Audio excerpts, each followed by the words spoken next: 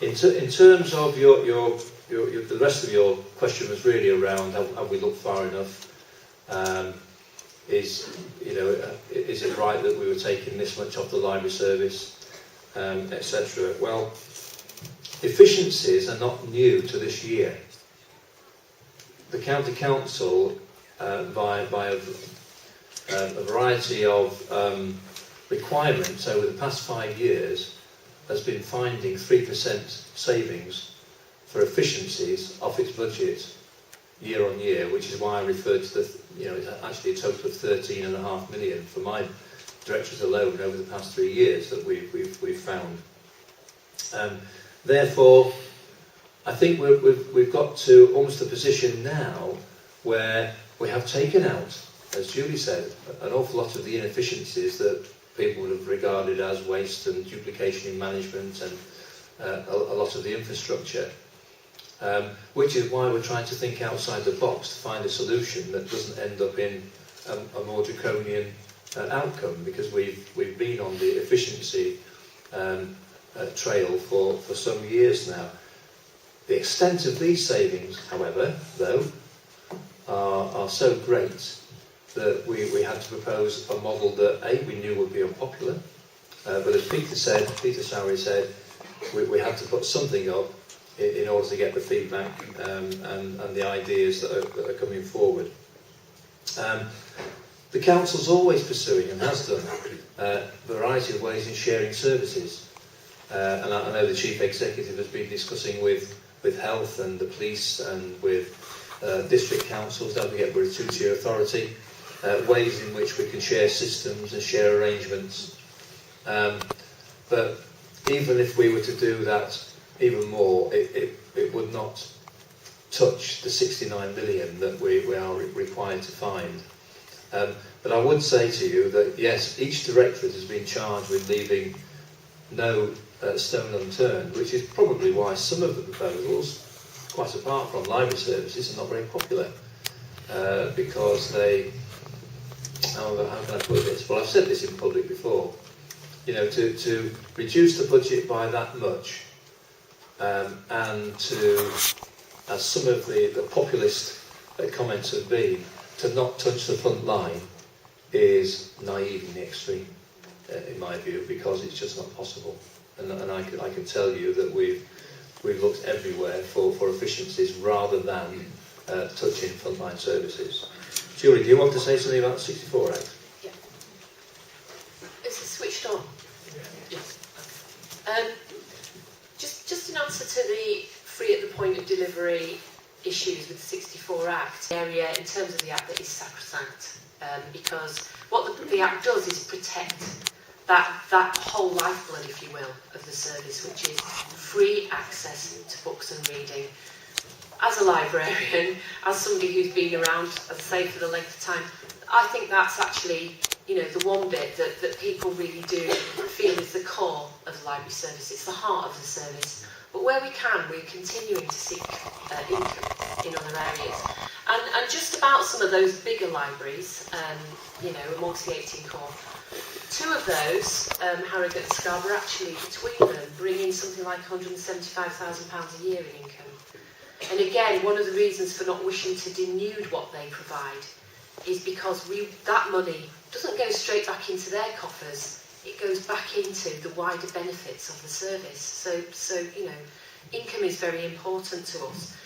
If there were libraries set up, and there are some places do run their own libraries, but they're not actually county council. They're not under county council governance.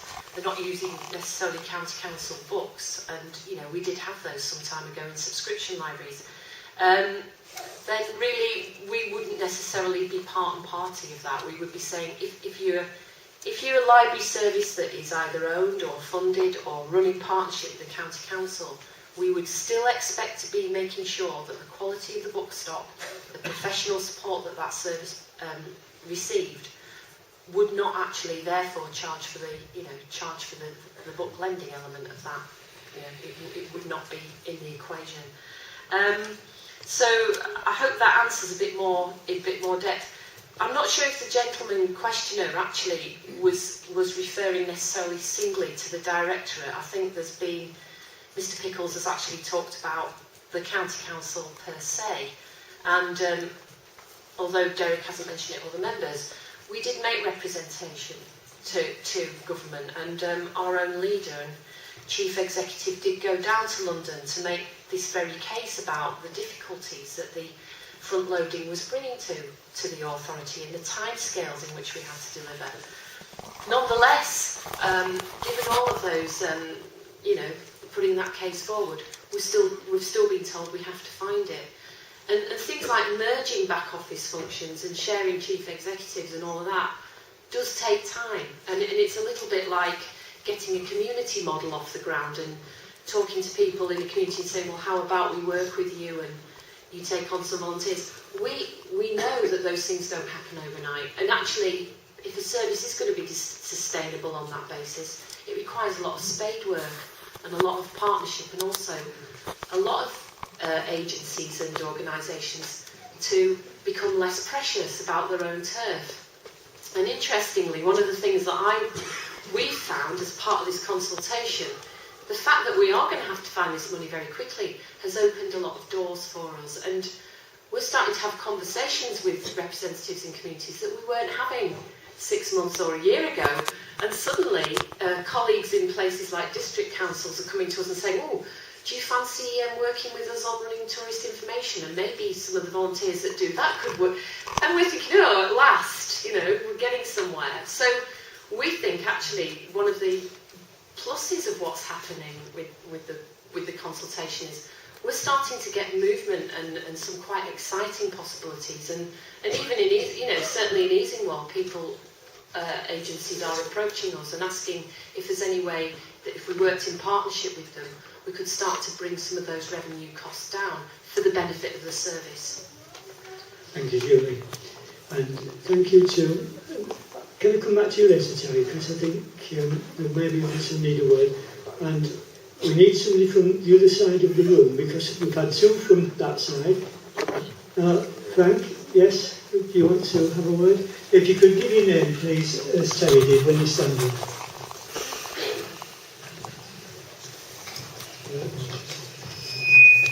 Very much inside.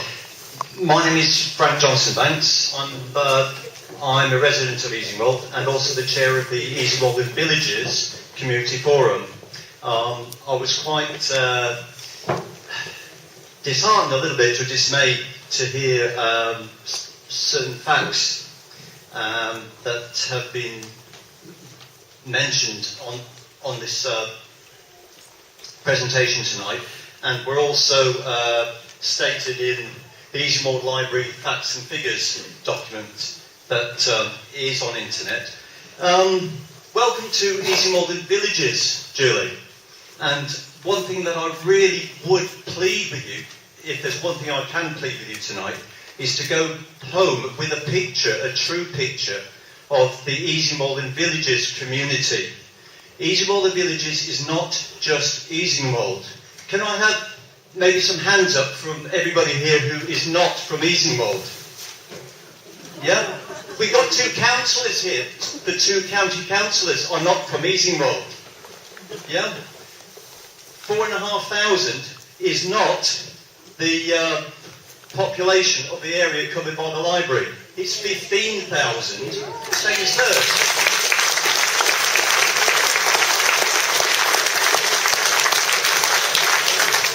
It's interesting that 70% of our area's population is in the villages. 30% is in Easingwold. And that is very unique and unusual in the whole of North Yorkshire, I think, to have a small market town surrounded by lots of larger villages. And please bear that in mind for our community. We are not just a small market town, we are a small market town with very many villages around it. Thank you.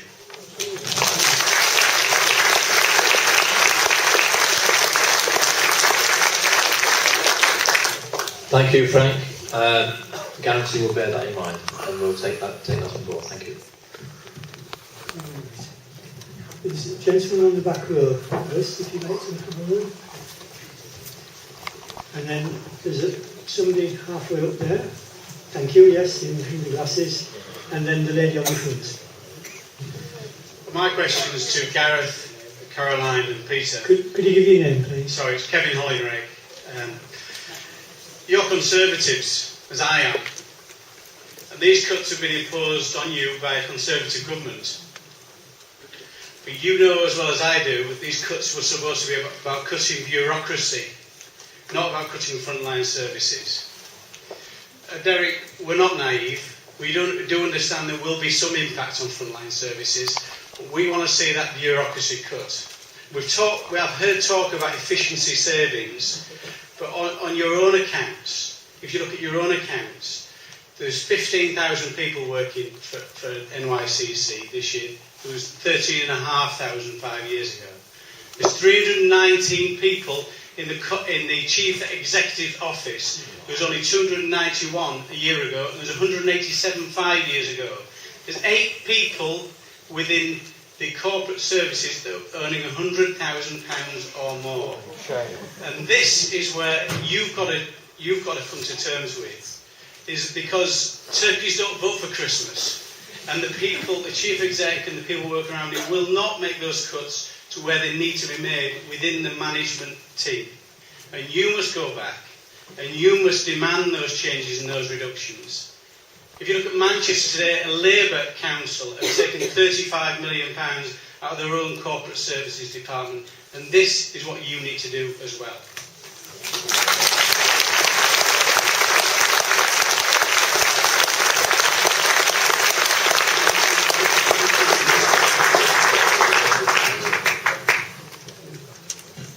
Would any of the members care to comment on that before the next question?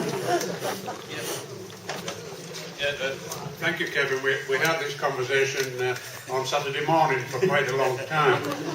You did quote a lot of figures to me, and I've asked the chief executive to verify those figures. I'm not sure you're quite right with some. I think there's a lot more people who work for the county council than you say. I think it's 25,000 is my latest information. You say 15.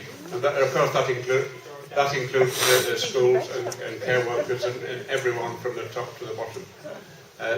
We have made serious savings. As Derek said, we've been making 3% savings year on year for many a year, and many millions have been cut out of the budget. We have reduced senior management. We have reorganised the directorates, and there has been some serious savings to be made. It is a very big organisation. It is a very complex organisation. We need good people, and to get good people, you've got to pay them properly. Thanks, say that.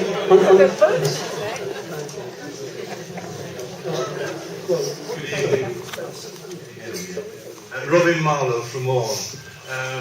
Carrying on from what Kevin was saying, I mean, over the last 10 to 15 years, the county councillors in particular have been taking their eye off the ball, and that is the income generation of the people who work at the council, who just seem to have been increasing their salaries year on year for no efficiency gain. I mean, you think there's something like 3,000 people in this country who earn more than Cameron, who runs the country. And there's something, wrong in this. And you said that you have to attract quality people. Well, where else are they going to go? If they're really quality, going to private industry where they've really got to earn their money. Can we keep it to the library, please? But I just think this is the beginning of the beginning. On the front row, Ian, the lady's been trying to get in for a while. Here, on the front.